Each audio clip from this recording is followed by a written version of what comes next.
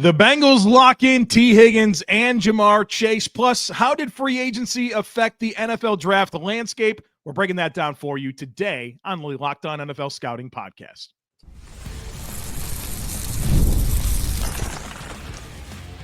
You are Locked On NFL Scouting with the Draft Dudes, your daily podcast for NFL and college football scouting.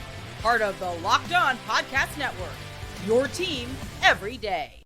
What's better than this? It's guys being dudes here on the Locked On NFL Scouting Podcast. We're the Draft Dudes. I'm Joe Marino from Locked On Bills. He's Kyle Crabbs from Locked On Dolphins, and we are your NFL experts here with you daily to talk team building across the league on the Locked On NFL Scouting Podcast with the Draft Dudes, part of the Locked On Podcast Network, your team every day. Want to issue a big thank you, shout out, and welcome to our everydayers. Those of you who never miss a single episode, we appreciate y'all being here very, very much. Today's episode is brought to you by FanDuel. Right now, new customers can get $200 in bonus bets when your first $5 bet wins. Joe, happy Monday to you. And a happy St. Patrick's Day to you, Kyle Crabbs. Yeah. Not as big as of a deal as it used to be, right? I don't think I've ever once in my whole life did a thing for St. Patrick's Day. Ever. Well, hopefully hopefully we get this out early enough where it can make a nice pre-game listening experience, or perhaps you listen to it on your pregame, which help you if that's the case. But a lot of people celebrating St. Patrick's Day. Those days are long gone for me, but it felt more appropriate to just wish you a happy Monday because of how unrelevant St. Patrick's Day is. Yes, for the way that our paths have gone the last 10 years or so. Yeah. Happy Monday as well to the Cincinnati Bengals. Pretty cool. I know you guys were having a real good Monday. Yeah. Tee and Ja'Marr, I think, is their names. And Joe, he's real happy. So Joe Burrow gets the first part of his wish. Do you include Trey Hendrickson in the Joe Burrow message to ownership? No, I don't think so. No. But Tee Higgins and Ja'Marr Chase, and this is a big deal because Ja'Marr's the highest paid non-quarterback in the league. It's 4 for $161. Tee Higgins gets, was it 28.5? Yeah, per. Yep. It's the highest number 2 paid wide receiver in the league. When you add up the annual average salary commitments for Tee and Ja'Marr and Joe Burrow, you're at 124. They're more than $10 million more than the next highest pair of quarterback and wide receiver duos. It's a big deal in a lot of ways. And the question was whether or not they were going to step up to the plate and get it done in Cincinnati, and they did that. There's a lot of things that can be true all at once with this scenario. It can be true that it's great for the Bengals that they were able to retain these players and lock in a championship caliber passing offense, right? There's no question about that, what Joe Burrow and Tee Higgins and Ja'Marr Chase can do together. It's also true that by waiting, they're paying a lot more than they could have if they would have handled these deals at a more appropriate time. It's also true that there's a lot of other things that the Bengals need to fix on this roster. It's also true that it's not bad business to keep that passing offense intact. And so I think that's where I feel like everyone's kind of cling to one of those narratives, and it's like the thing that they're a champion for. It can all be true simultaneously, but I think step one is they kept this trio intact, and I think that positions Cincinnati to have a championship caliber piece of their operation intact. Yeah, I think anytime you can, regardless of cost, when you have Joe Burrow's an elite, is it fair to say Joe Burrow's an elite quarterback? Yeah, he's unbelievable. Yeah. Is it fair to say Ja'Marr Chase, elite wide receiver? Absolutely. Is Tee Higgins, how do I phrase this question correctly? Is he elite? I don't want to call him like an ancillary piece, but he's not like the centerpiece. You know what I mean? Yeah, he's the secondary piece of the... Right. So is he an elite secondary of course option when you look at it through that lens of secondary options and passing offenses? Of course he is. And what he's done with Chase out of the lineup really validates who he is. So all of that stability and that being a core identity piece of what you're doing and having opportunities to try to build and have a process around that and know that that's in place long-term and you're not having seismic changes gives you a chance to pursue a more well-constructed team around that pillar. And the debate is whether or not that's an over-investment into too narrow of a scope on the team building scale. But, if this is the cost of doing business, and clearly, like, there are two other teams that are over $100 million for quarterback and wide receiver pairing. It's Philadelphia, Eagles and Dolphins. Yes. Yeah. Philly was at 108. Miami was at 111.4. And now the Bengals are coming in 12.6 million per season over that. So, Philly, not a bad case study when you can this year. Now, there's a whole probably close to a decade's worth of different kind of way of doing business and drafting and body of work that led to what allowed Philly to do what they did. But those are competitive teams. When you look at Philly and Miami, I mean, Philly, I think the last 5 years is 5th in the NFL in wins, and I think Miami is tied for 10th in the last 5 years in wins. So you can work with this, and it's a good start for Cincinnati. I think that the concern should be on the rest of the roster, and because it is Cincinnati. So for good job, you kept your players. It's more expensive than it should have been, but do we trust you to maximize your other opportunities to build out this roster? Because obviously there's a lot to figure out with this offensive line. There's a lot to figure out with this defense in general. And Cincinnati hasn't really told us that they're the type of team that's going to do everything that they can to build out this roster. They're a team that's willing to live with concessions. And I think that's what makes me a little nervous about it, but not as nervous as I would be without kind of the straw that stirs the drink in place in Cincinnati. So how do they fill this thing out, I think, is where the level of concern comes from. We talked about this on the Friday show. It's going back to that the Ja'Marr Chase draft in 2021. All the drafts forward, there's not a whole lot to show for them. Now, there's still a lot of young players that need to prove who they are. But since he's going to have to find themselves drafting players here moving forward to really capitalize on what they have at quarterback and receiver. Right on cue. So Jordan Schultz broke this last night from Fox, right? Exclusive. Chase and Higgins told him that they had contract extensions in place for the team with the dollar amounts. Jordan Schultz literally, Joe, 60 seconds ago. There's an organizational understanding within the Bengals that they must nail their drafts moving forward and rely on key contributions from players on rookie contracts. Yep. They're excited about recent picks like Amarius Mims, Miles Murphy, and Chase Brown, but they'll need to keep drafting well to stay competitive in the AFC. 100%. 100%. And I would argue you probably have to draft better than you have.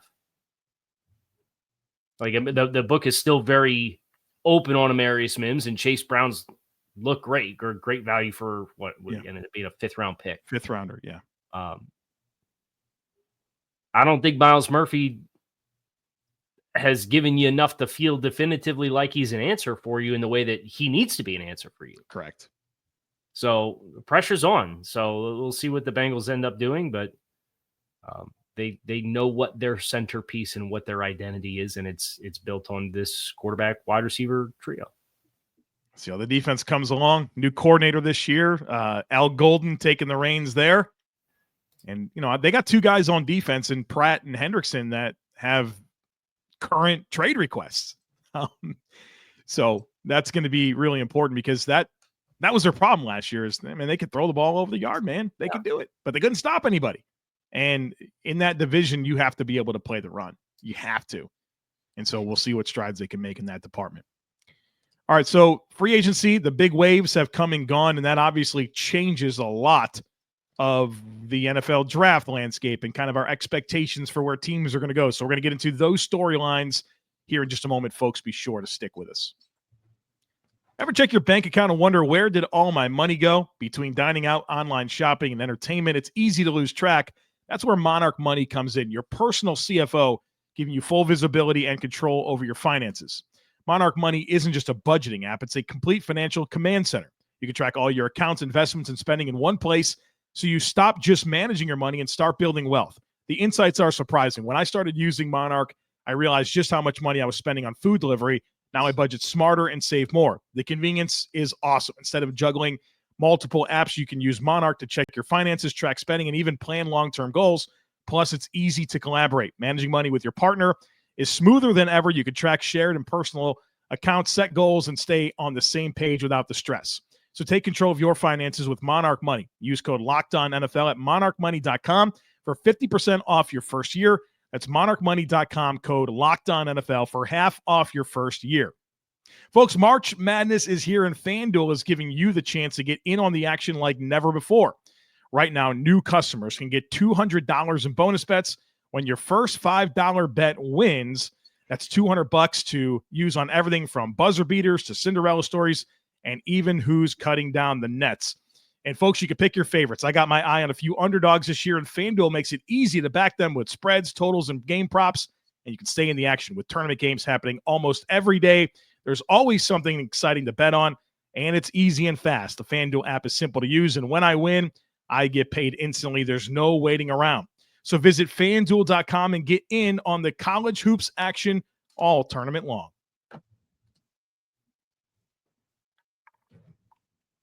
All right. So free agency first. Is it fair to say the first wave is done?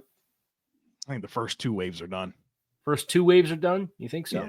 Yeah, I think. I mean, things have slowed down considerably. I thought maybe by about mid to late week last week, we started to really get to that point where, the names are kind of gone. Not that there ever was a huge amount of names out there, but it's dwindled down. And I think we have enough information now to really start to talk about where these teams are going to go in the draft. Yeah. Really great exercise to do a 3-round mock yesterday, which I did. God bless for you. the 33rd team. So that allowed me to kind of put myself into a renewed headspace with each one of the teams. And we're going to look at the top and the bottom half of the round and just kind of talk about some teams that were different. And I think you probably have to start with the first pick, right? Yeah. They're not in on any of these quarterbacks, right? Tennessee? Right. I mean, they didn't do anything. Right. So they're not in on any of the free agent veteran quarterbacks, which gives you a very strong sell that Cameron Ward, come on down. You're going to be a Tennessee Titan is definitely the what the tea leaves are giving us after this stage of Tennessee and how they invested in Dan Moore as an example of really him and Kevin Zeitler. Putting two veteran offensive linemen amongst all the young pieces that they had allocated. And you should feel pretty good about the starting five and having that in place for a young quarterback to come in and play behind. Yeah, man. I mean, I think that's a great call out. The O-line speaks to that. I mean, they could still use another receiver. They could still use some front seven help on defense, but come on now. If you believe in one of these quarterbacks, it's year 2 of this Callahan situation. You got to get an answer in the building. And I think that's what's interesting about all of the top 3 teams is none of them are any closer to having their quarterback needs that are glaring solved. Mm-hmm.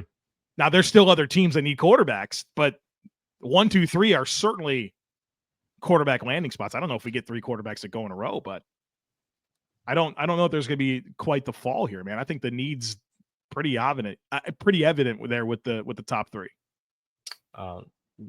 Which of those 3 do you think is least likely to take a quarterback? Man, I guess Cleveland. It's kind of how I feel too. After old Adam Schefter gave us the red herring for a month. Yeah. So, they're most likely to draft. And then he backtracked. And then you're sitting here looking at how this is all unfolding. And the Giants sound like they're going to get the consolation prize of Russell Wilson if Aaron Rodgers doesn't choose to play there. And if that's the case, does either of those answers say it works for a year? Are you going to want to now be potentially out or remarried to Russell Wilson or Aaron Rodgers again in 2026 if you save your jobs? And now you're picking potentially in the late teens to 20s if it really works and you save your job? Yeah, I think that's the important piece there is if it does work, you're not in position to do this.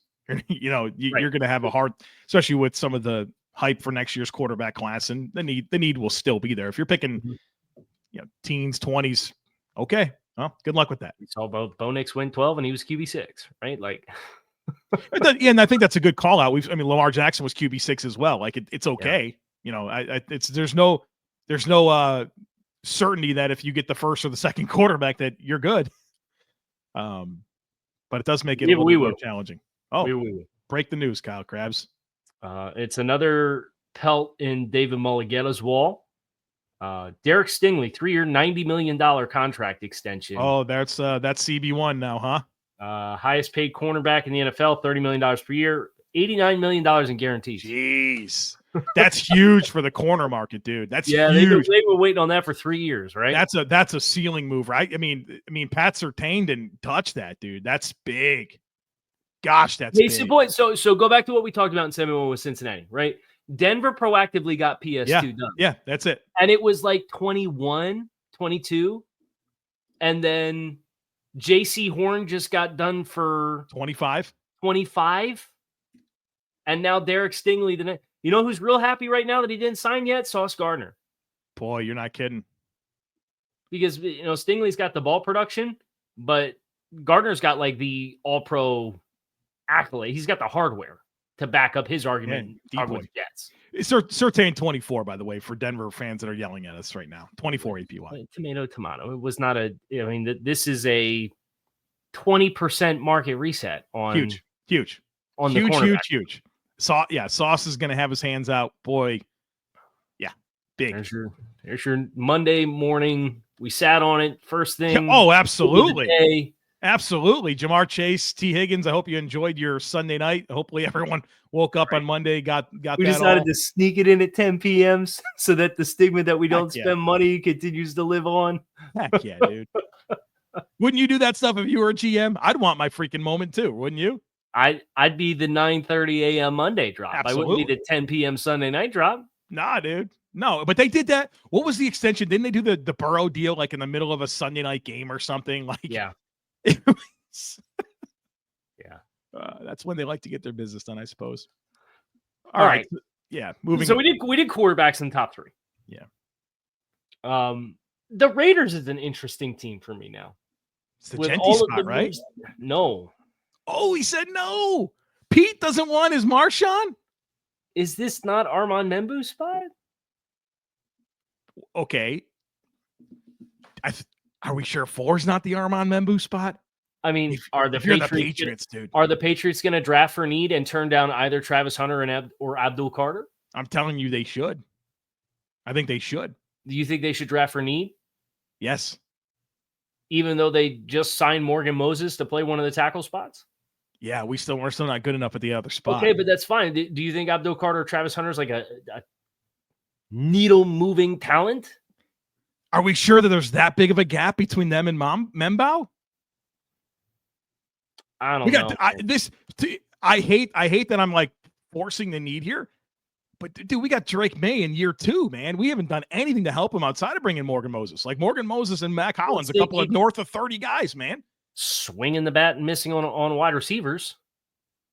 I mean, they were ready to pay Chris Godwin 30 per, according to reports. Could you imagine if Tee Higgins, they'd have given him 35, wouldn't they? Yeah. There's no question. He'd have got more than Chase. Oh, boy. So, I don't. You think Membao to the Raiders? Don't we have 2 young tackles? Is DJ Glaze going to stop me from? No, dude. I'm gonna tell you, I watch a little DJ Glaze because I was watching a little Joey Bosa. Boy, he's not good. Okay, so there you go. Some of the worst pass sets I've ever seen in my life. If you told me we could get a starting 5 in Las Vegas in front of Geno Smith, of Colton Miller, Meredith, who's a restricted free agent, move Jackson Powers Johnson inside the play center because they moved. He's got nasty in him still. He's nasty. Dylan Parman, and then you have Membu at right tackle. And then you could turn around and in the second round, because they pick in the top 40, you can get it back there. Is Omarion Hampton on the board? They should. No, you're right about that. They should. Predictively, though, do you think they will? We don't know enough about this GM, though. I think the Genty candidates are Raiders and Bears. I agree. I mean, Dallas has got this potent duo of Miles Sanders, and who's the other guy they got? Oh, Javonte Williams. Yeah, Javonte Come on, Williams. talk about a little thunder and lightning there, you know? To be fair, Dallas should be investing in an offensive lineman at this spot, regardless, whether Will Campbell makes it down that far or Kelvin Banks or whatever that ends up looking like. That's what I think Dallas should be doing. All right. A couple other interesting names in the first half, and then you want to hit the second half after that? The one thing that I think when I looked at this first half, really, I mean, you could start as high as you want. It doesn't matter. These defensive linemen are going to go, man. Mm-hmm. Everybody watched the Super Bowl. Yeah, we've seen this. Every one of the Seattle long arm corners. You know, you think everyone's going to want 8 dudes up front that can get after the quarterback all of a sudden? Not that they shouldn't have always wanted that. These defensive linemen are gonna go. Landmines all over that top 15, top 16 picks. Mm-hmm. So, okay, we've got second half to talk about coming up here in just a moment. Be sure to stick with us. The NCAA tournament is here, and so is the Bracket Breakdown. Locked On Podcast Network and Amazon Fire TV channels are teaming up to deliver NCAA tournament coverage like never before. Watch studio shows featuring former players and Locked On's local experts as they guide you through every upset, buzzer beater, and bracket matchup. Stream it all for free on Amazon Fire TV channel. Search Bracket Breakdown to see it all for free. It's your team every day.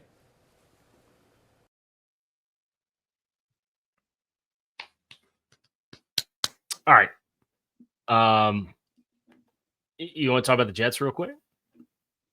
Sure. I think they're another interesting team when you consider the Justin Fields landing spot there kind of presumably takes them out of the quarterback market early.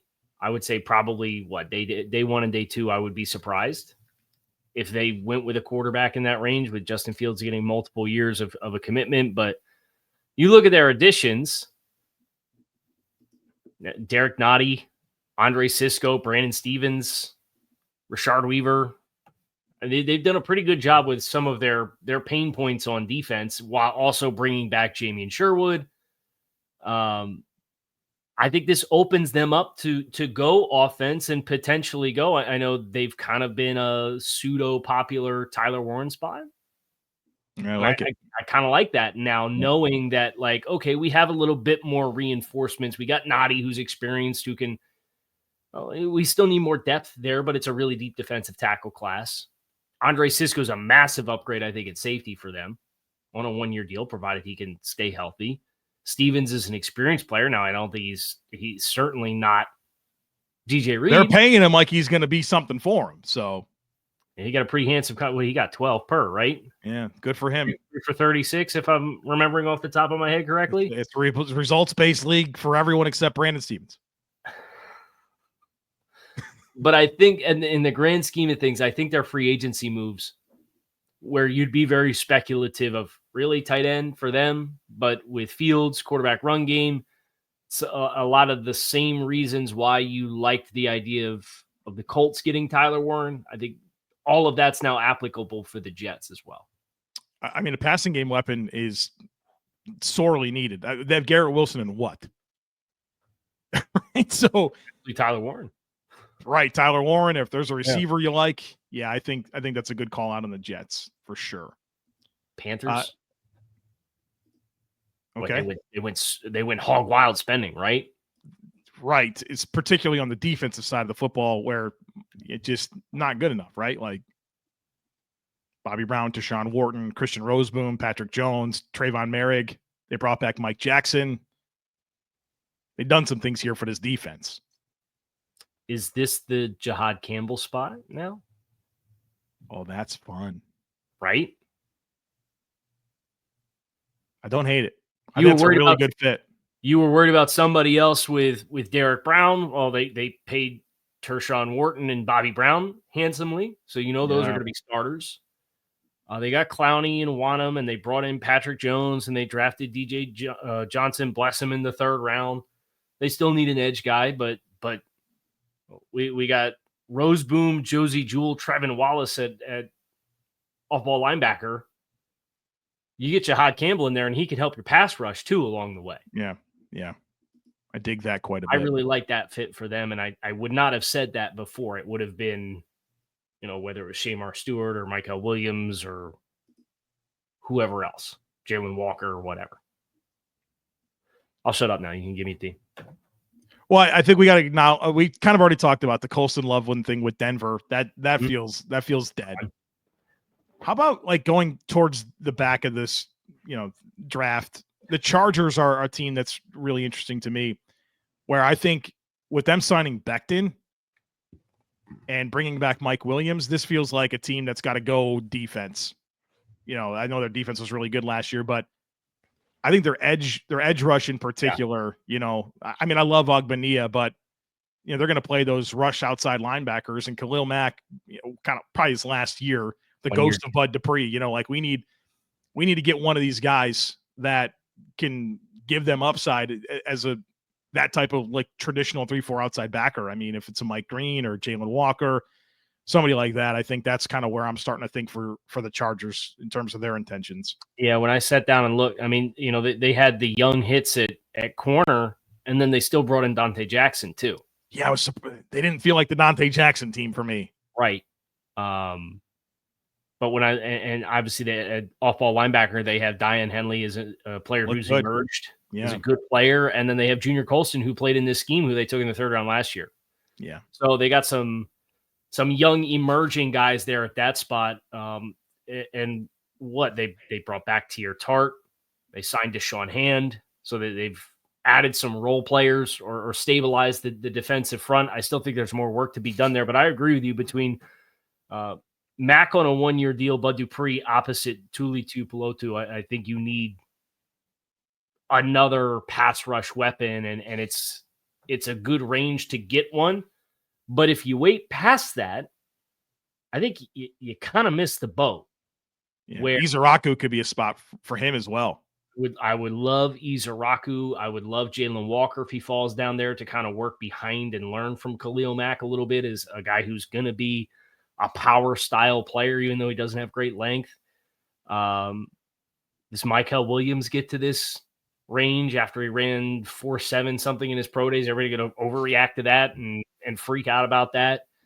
I'm just looking at the way the order they came off in the mock that I did.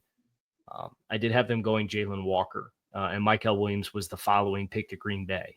So, and then Izaraku went to Philadelphia at 32. So all of those names that we invoked are right range. I think one of the challenging things with a draft is when you got some really good safeties and where to put them. I feel like Minnesota is kind of becoming a team that you can look at as a safety destination. If they're in on Malachi Starks, Nicky Manwari, Harrison Smith, he keeps coming back, but boy, that's got to expire at some point here, right? And they let Bynum walks in free agency. They have Josh Metellus, but as I start to think about where the safeties can go, this makes sense to me, especially after they went and made some pretty big investments for their interior offensive line. I'm not predicting it, but I'm saying like, hey, if we're wondering where the safeties go, I think Minnesota's a team to consider for that.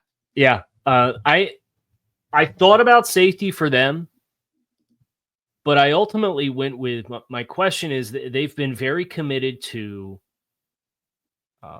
the interior trenches on both sides of the ball, right? Because it's Will Fries and Ryan Kelly on the offensive side of the ball. They're moving on from Garrett Bradbury. They're getting more physical, and then they add Jonathan Allen and Javon Hargrave. But I have some questions about how many eggs we should be putting in the Javon Hargrave basket. Not many. We shouldn't. Right. So I had them drafting Derek Harmon in my mock. Oh, that's perfect. Yeah, if he's right, that's a great fit. Yeah, he's on the board there at 24. It's a long-term answer relative to these short-term upgrades that you provided to be able to balance that. It's a team that I think is becoming one of the more talented rosters. Yeah, I think they're doing a really nice job. Stay ahead of some of these needs now that you've upgraded with short-term answers. And they've obviously shown an ability to develop some young talent on the back end. And obviously the life and the game that you play is a little different there with how aggressive that scheme is and how it takes advantage of guys with good eyes who can just be reactive and attack from depth. What do you think of Washington? at this stage. Obviously, trading for Laramie Tunsil and Deebo Samuel, they have not been afraid of being really aggressive to shake some things up while simultaneously upgrading or bringing back a lot of the one-year deals that they had in place with guys that they signed last year that were a part of the Renaissance in Washington. Well, I mean, Bobby Wagner, probably his last season. We're getting close there. I mean, is this the Carson Schlesinger spot to pair him with Dan Quinn? You know, That'd fun. be a lot of fun. Lot of Spoiler fun. alert, it was not on the board for me when I picked for round 29 on the mock. Yeah, But so there's that. is this a safety spot?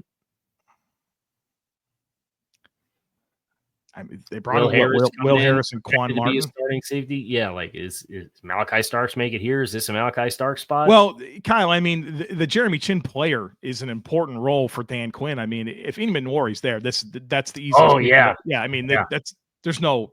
I don't think he is though. I agree with you, but that seems like conventional wisdom. And dude, I mean, with all due respect to Javon Kinlaw as an addition here, you know, I think on the edge and on the interior defensive line, depending on what's available. I don't think Kenneth Grant makes it anywhere near here, right? No, so is this Tylik Williams, Ohio State potential spot? Maybe. I'm just trying to think of like what's a defensive tackle that puts yourself in the conversation here. Yeah, but they're paying Kinlaw like a star. Oh yeah. That's a big time starter, so right? I think they told us something there, but I have a hard time accepting that. And that's who are we to question Dan Quinn? We don't know the play call. I don't know the play call, but I have watched Javon Kinlaw for a number of years, including last year. And boy, he don't play. The run D is just atrocious. So I think corner low key a sneaky upside or a sneaky need for this team as well. Yeah, I mean, Sandra Sills obviously very exciting young player, very instinctual. Ideally served in the nickel. They brought back Igbenogany and they traded for Marshawn Lattimore. Signed Jonathan Jones too. But the group behind it is Jonathan Jones, Bobby Price, Kayvon Seymour. I mean, you're one injury away from corner from being, I think, problematic. Yeah, especially with what you got to deal with in you got to you got to beat the Eagles, right? You want to host playoff games, you got to beat the Eagles. Yep. So that's got to be on their mind. That whole secondary, I think, is kind of sneaky spots there for Dan Quinn and company. Yeah. There you go. That's going to do it for us here on Locked On NFL Scouting. I'm Kyle Crabbs. He is Joe Marino. We appreciate you guys, as always, for checking out the show. We hope you have a great rest of your day. Glad we'd have a wee-woo here on the show. Get into a little breaking news. We'll see what else comes down the pipe. Maybe it's free agency. Maybe it's contract extension. But either way, whatever comes, we will be here tomorrow to react to it here on the show. Kyle Crabbs, Joe Marino. Make it a great rest of your day. We're out of here.